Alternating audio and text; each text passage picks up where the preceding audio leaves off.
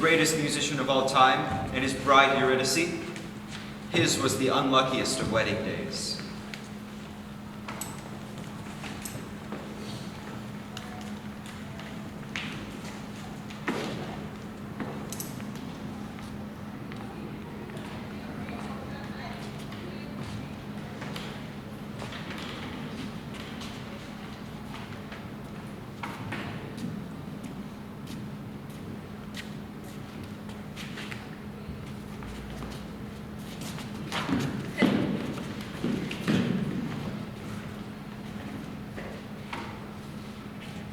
Orpheus and Eurydice, number 1, Ovid, AD 8. Orpheus, the widower bridegroom, mourned her in the upper world, but his grief was limitless. Inconsolable, desperate, he left the warmth and sweetness of our air. He dared to descend to the river Styx and cross it to the underworld. Through that dim domain with all its shimmering, varied ghosts, passed, until he arrived at its melancholy heart, and found its king, lying with Persephone. He knelt before them, drowning in grief. I don't know what power love has down here, but I've heard that he has some before he brought you two together. If that is true, that passion moved you once, then listen to me.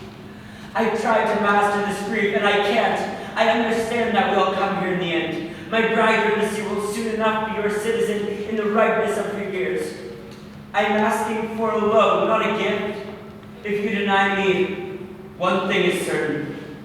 I want you to keep me here as well. As Orpheus spoke, the pale phantoms began to weep. Tantalus was no longer thirsty. Sisyphus sat on his rock to listen. Orpheus, turn around. Eurydice, your song has moved us, Orpheus, and you may have it on one condition. As you ascend and leave this place, she will not walk beside you, but she will be following. You must not, until you pass our gates, turn around to look at her. If you look at her before you reach the sunlight, she is ours, forever. I understand. Hermes will accompany you. Remember, hesitation or doubt on our gift must be returned. A simple enough condition. It ought to have been. The singer led the way, ascending the sloping path through the murk. A long way they traveled, almost all the way. But you know what happened? Concerned for her, not quite believing that it wasn't a cruel delusion, a dream or a mirage, he turned. Farewell. That was his last sight of her, but he saw it again and again. Farewell.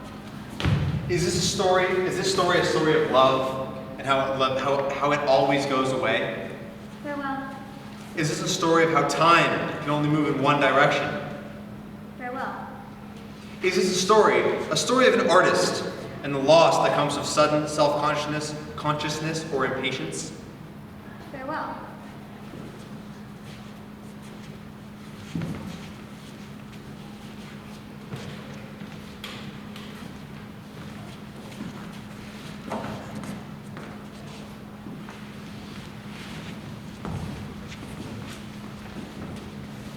Orpheus and Eurydice, number 2, Rainier Maria Rilke, AD 1908. He said to himself, they had to be behind him. Said it aloud and heard it fade away. They had to be behind him, but their steps were ominously soft. If only he could turn around just once. But looking back would ruin this entire work, so near completion. Then he could not fail to see them, those other two, who followed him so softly. The god of speed and distant messages, a golden crown above his shining eyes, his slender staff held out in front of him, and little wings fluttering at his ankles. On his left arm, barely touching it, she.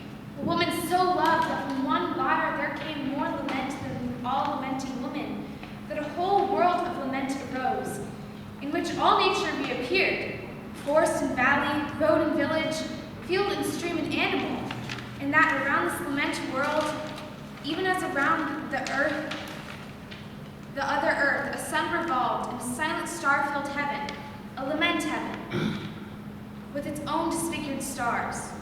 So greatly was she loved. But now she walks behind the graceful god, her steps constricted by the trailing grave clothes. Uncertain, gentle, and without impatience. She was deep within herself, like a woman heavy with child, and did not see the man in front or the path ascending steeply into life. Deep within herself, being dead filled her beyond fulfillment, like a fruit suffused with its own mystery and sweetness. She was filled with her vast death, which was so new, she could not understand that it had happened. She had come into new virginity, was untouchable. Her sex had closed, like a young flower at nightfall, and her hands had grown so unused to things that the gods' infinitely gentle touch of guidance hurt her like an undesired kiss. She was no longer that woman with brown eyes who once had echoed through the poet's songs, no longer the wide couch's scent and island, and that man's property no longer. She was already loosened like long hair, poured out like fallen rain, shared like a limitless supply. And when abruptly, the god put out his hand to stop her, saying, with sorrow in his voice, He has turned around. she could not understand and softly answered, who?